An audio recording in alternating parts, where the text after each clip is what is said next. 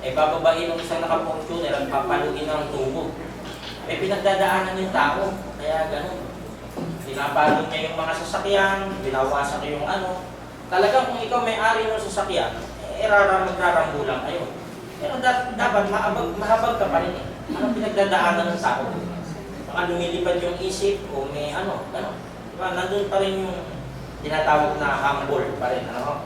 So sana nakatulong po sa bawat pag-aaral na ating ginagawa. Ito'y makapagpapalakas ng ating pananampalataya. Sa puso lang po natin ang mga bagay na ito. Tinitiyak ko po, makakamit natin ang isang magandang pananampalataya na kayang lampasan ang lahat ng mga challenge sa buhay. Maraming salamat po muli sa inyong pakikinig.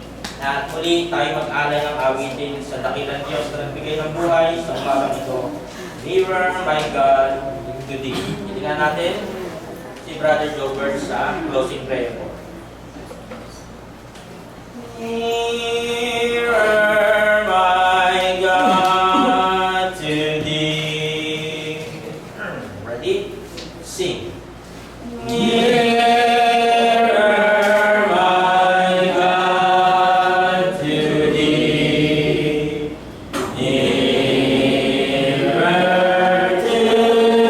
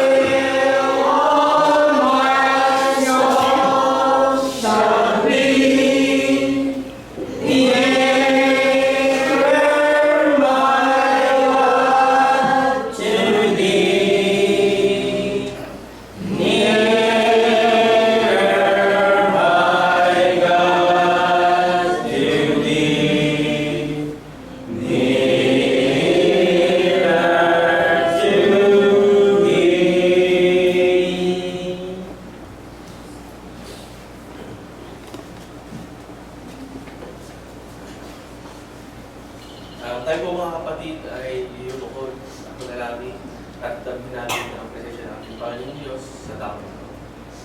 O maraming Diyos na mapangyarihan sa lahat na nagbigay ng buhay sa bawat isa sa amin. Marami po Diyos salamat sa kalakasan na ipinagkakalaw niyo po sa amin sa araw-araw. Marami po Diyos salamat sa mga salita na ipinagkalaw po sa amin dito sa panambahan ito. Papasalamat kami Panginoon at kami ay nakatapos ng pagsamba sa inyo Panginoon ng mapayapa. Hinihiling namin Panginoon na sa susunod na linggo kami Panginoon ay tulungan mo ulit na makarating dito sa dakong ito upang mapatalag na yung mga salita. Nawa Panginoon ang mga awitan namin at ang pagsamba sa araw nito, Panginoon, ay nakalugod sa inyong Panginoon. Ipapasalamat kami, Panginoon, sa mga kapatiran namin, Panginoon, na nagkambag-ambag upang makapag-provide sa panambahan nito. Nawa, Panginoon, maging matatag ang lokal nito at lalo na, Panginoon, ang ibang lokal na nagpupuri sa iyo, Panginoon. Hinihiling din namin, Panginoon, na tulungan mo ang bawat pamilya, ang bawat magulang, na mapalaki ang bawat mga anak nila na naayon sa iyong kalooban. Hinihiling din namin, Panginoon, na patuloy niyong bigyan ng mahabang buhay ang aming mga magulang, mga elders, upang makasama namin sila, Panginoon, sa pagsamba sa iyo, Panginoon. At muli, Panginoon, kami ay humingi po, Panginoon, ng kapatawaran sa aming mga nagagawang pagkakasala. Nawa, Panginoon, kami ibigyan mo ng awa sa aming mga nagagawang pagkakasala sa iyong harapan, Panginoon. Ito lang po ang samot na lang namin sa pangalan ng anak sa Jesus namin tagapagligtas. Amen. Ingat po, mainit.